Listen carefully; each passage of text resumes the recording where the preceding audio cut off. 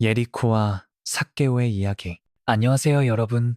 오늘은 누가복음 19장 1절부터 10절을 통해 예수님과 삭개오라는 감동적인 이야기를 나눠볼게요. 이 사건은 AD 30년경 예수님께서 십자가를 앞두고 예루살렘으로 가시는 길에 예리코라는 도시에서 일어난 일입니다. 예리코는 요단강 근처의 오아시스 도시로 무화과 나무와 종려나무가 많아 종려의 도시라 불렸죠. 당시 예리코는 로마 제국의 지배 아래 있었고 세리들이 세금을 거두며 부패와 탐욕이 만연한 곳이었습니다. 삭개오는 이런 예리코의 세리장이로 부자였지만 사람들에게 미움받는 외로운 사람이었어요. 그런데 예수님을 만난 이 짧은 순간이 그의 삶을 완전히 바꿔놓습니다. 예수님께서 말씀하시죠. 인자가 온 것은 잃은 자를 찾아 구원하려 함이니라. 누가복음 19장 10절. 이 이야기를 통해 예수님의 구원의 사랑을 함께 느껴보아요. 삭개오의 갈망, 예수님을 보기 위해. 누가복음 19장 1절에서 4절은 이렇게 시작합니다. 예수께서 예리코에 들어가 지나가시더니 삭개오라 하는 자가 있으니 이는 세리장이요 부자라. 그가 예수께서 어떤 분이신지 보려고 하여 앞에 나아가려 하였으나 키가 작고 사람이 많아 할 수 없어 앞으로 달려가 뽕나무에 올라가니 이는 예수께서 그리로 지나가시게 되밀어라. 삭개오는 세리장이로 로마를 위해 세금을 거두며 백성들을 착취한 인물이었습니다. 당시 세리는 부패의 상징으로 유대인들에게 배신자로 여겨져 사회적으로 멸시받았죠. 하지만 삭개오의 마음에는 예수님에 대한 깊은 갈망이 있었습니다. 그는 예수님의 소문을 들었을 거예요. 병든 자를 고치시고 죄인을 용서하시는 분이라는 소식을요. 삭개오는 키가 작아 사람들 사이에서 예수님을 볼 수 없었지만 포기하지 않고 뽕나무에 올라갔습니다. 이는 그의 간절함과 용기를 보여줍니다. 그는 단순히 구경꾼이 아니라 진정으로 예수님을 만나고 싶은 마음을 가진 사람이었습니다. 예수님의 부르심, 삭개오를 향한 사랑, 이어지는 5절에서 6절은 감동적인 순간을 보여줍니다. 예수께서 그곳에 이르사 쳐다보시고 이르시되 삭개오야 속히 내려오라. 내가 오늘 네 집에 유하여야 하겠다 하시니 급히 내려와 즐거워하며 영접하더라. 예수님은 수많은 군중 가운데 삭개오를 보셨습니다. 나무 위에 숨어 있던 사람들에게 멸시받던 그를 정확히 아셨죠. 삭개오야라는 부르심은 예수님께서 그의 이름을 아시고 그의 마음을 아시는 친밀함을 보여줍니다. 당시 유대 사회에서 세리와 교제하는 것은 율법학자들에게 금기였습니다. 하지만 예수님은 내가 오늘 네 집에 유하여야 하겠다고 선언하십니다.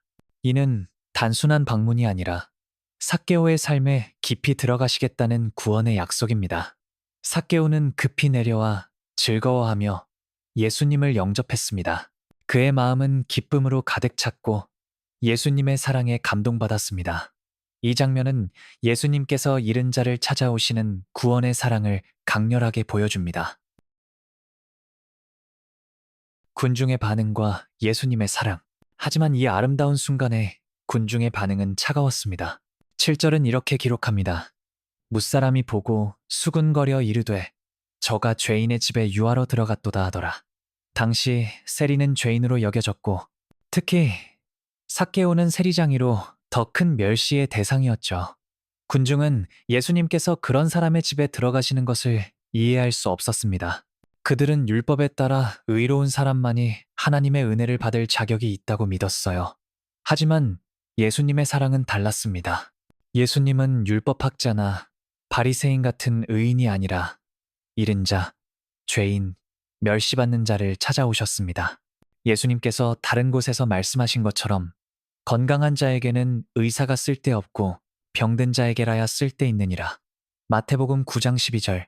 예수님은 삭개오의 외로움과 죄책감을 아셨고 그를 조건 없이 받아들이셨습니다. 이 장면은 예수님의 사랑이 우리의 죄와 부족함을 넘어선다는 것을 보여줍니다. 예수님은 우리가 먼저 변하기를 기다리지 않으시고 먼저 우리를 찾아오십니다. 삭개오의 회심, 삶의 변화. 삭개오의 반응은 놀라웠습니다. 8절에서 그는 이렇게 말합니다. 삭개오가 서서 주께 여짜오되 주여 보시옵소서 내 소유의 절반을 가난한 자들에게 주겠사오며 만일 누구에게서 토색한 것이 있으면 네 갑절이나 갚겠나이다. 삭개오는 예수님의 사랑을 경험한 후 즉시 삶의 변화를 결단합니다. 그는 재산의 절반을 가난한 자들에게 주겠다고 약속하고 자신이 부당하게 취한 것을 4배로 갚겠다고 다짐합니다. 당시 율법에 따르면 도둑질한 것을 갚을 때는 원금의 20%를 더하면 됐습니다. 레위기 6장 5절. 하지만 삭개오는 그 이상을 갚겠다고 했죠. 이는 단순한 보상이 아니라 진심 어린 회개와 새로운 삶을 향한 결단을 보여줍니다. 예수님의 사랑은 그의 마음을 변화시켰고 탐욕과 이기심으로 가득했던 삶을 내려놓게 했습니다. 삭개오는 더 이상 세리장이로서의 신분에 얽매이지 않고 예수님의 사랑을 반영하는 사람으로 거듭났습니다. 이 장면은 참된 회개가 단순한 후회가 아니라 삶의 실질적 변화를 동반한다는 것을 보여줍니다. 예수님의 선언, 구원의 약속. 예수님은 삭개오의 회심을 보시고 이렇게 선언하십니다. 오늘 구원이 이 집에 이르렀도다. 이 사람도 아브라함의 자손이니라. 누가복음 19장 9절. 이 말씀은 단순히 삭개오 개인의 구원을 넘어 그의 가정 전체의 구원이 임했음을 보여줍니다. 당시 유대인들은 아브라함의 혈통적 자손만이 구원의 축복을 받을 수 있다고 믿었죠. 하지만 삭개오는 세리장이로 혈통적으로는 아브라함의 자손일지 몰라도 유대 사회에서는 배제된 존재였습니다. 예수님은 그를 아브라함의 자손으로 다시 불러주십니다. 이는 혈통이 아닌 믿음과 회개로 아브라함의 자손이 됨을 의미합니다. 갈라디아서 3장 7절. 이어 예수님은 인자가 온 것은 잃은 자를 찾아 구원하려 함이니라고 하십니다. 이 말씀은 예수님의 사역의 핵심을 보여줍니다. 예수님은 잃은 자, 죄로 인해 하나님과 멀어진 자를 찾아오시는 구원의 주님이십니다. 삭개오는 잃은 자였지만 예수님의 사랑으로 구원받고 새로운 삶을 시작했습니다. 신학적 의미, 구원의 본질. 신학적으로 예수님과 삭개오의 이야기는 구원의 본질을 깊이 보여줍니다. 인자가 온 것은 잃은 자를 찾아 구원하려 함이니라는 말씀은 예수님의 사역의 핵심을 드러냅니다. 구원은 우리가 먼저 하나님을 찾는 것이 아니라 하나님이 먼저 우리를 찾아오시는 은혜입니다. 삭개오는 자신의 죄로 인해 하나님과 멀어진 잃은 자였습니다. 하지만 예수님은 그를 찾아오셔서 사랑으로 받아들이셨죠. 이는 우리가 아직 죄인 되었을 때에 그리스도께서 우리를 위하여 죽으심으로 하나님께서 우리에게 대한 자기의 사랑을 확증하셨느니라와 연결됩니다. 또한 삭개오의 회심은 참된 구원이 삶의 변화를 동반함을 보여줍니다. 그는 단순히 마음으로만 회개한 것이 아니라 재산을 나누고 잘못을 갚는 행동으로 믿음을 증명했습니다. 신학자 어거스틴은 하나님의 사랑은 우리를 변화시켜 하나님의 형상을 회복하게 한다고 했습니다. 삭개오의 변화는 예수님의 사랑이 단순히 용서에 그치지 않고 우리를 새 사람으로 거듭나게 한다는 구원의 능력을 보여줍니다. 우리에게 주는 도전, 오늘을 위한 적용. 2025년 5월 29일, 오늘 우리에게 예수님과 삭개오의 이야기는 큰 도전을 줍니다. 우리도 삭개오처럼 잃은 자였지만 예수님의 사랑으로 구원받았습니다.